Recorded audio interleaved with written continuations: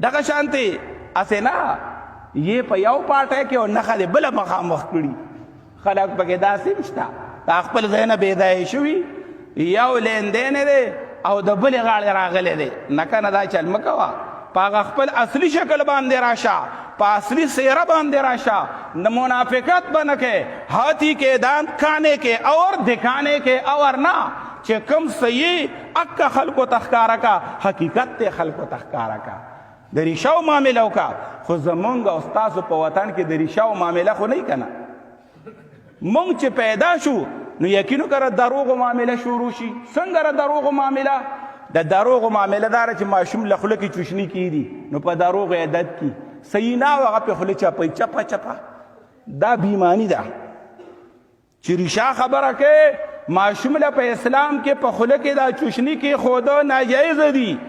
د دې خبرې ډاکټرانو اجازت نه ورکوي د دې خبرې دینو اجازت نه ورکوي دغه ماشوم هغه د مور هغه پی الله وی والوالداتو یرضعن اولادهن حولین کاملین مور به خپل بچي له پی ورکوي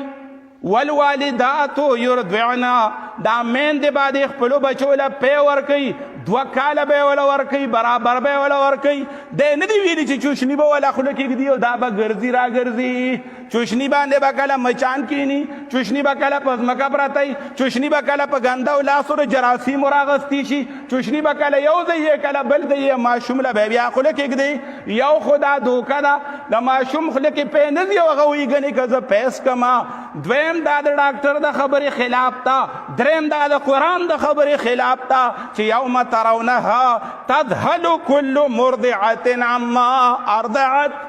مور به خپل بچي له پی ورکوي خپل پی به وله ورکوي د مور په دې پی کې د ډېرو وایرسو نه حفاظت دی د مور په دې پیو کې د ډېرو جراثیمو نه حفاظت دی د مور دغه پی دا ړومبي ړومبي پی دا اولني پی چې دي دا د شري دپاره هم یو قسم لا مدافعت دی دا یو قسم د پولیو دپاره هم علاج دی دا د مخ د ډبي کېدو دپاره هم علاج دی دا د قسمه قسم مرضونو خلاف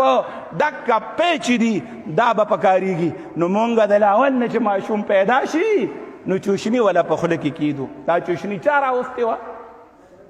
د اسلام خبره خو لا داسې وه چې ماشوم پیدا شو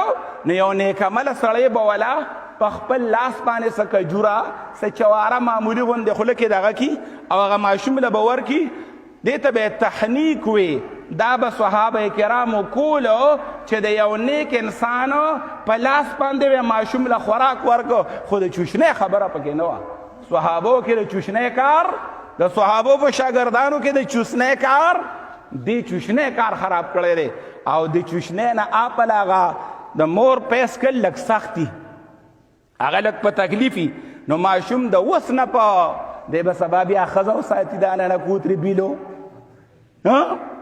چې ته د لاول نه په دې نرمه پسته باندې هغه چوشني پسته یو د مور هغه خوا باندې پیس کل سخت دي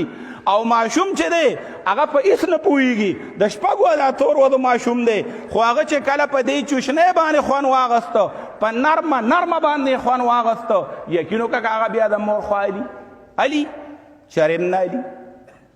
نو مونږ د لاول نه شروع په دروغو کړې ده پیغمبر صلی الله علیه وسلم به د ریشاو معامله وکړي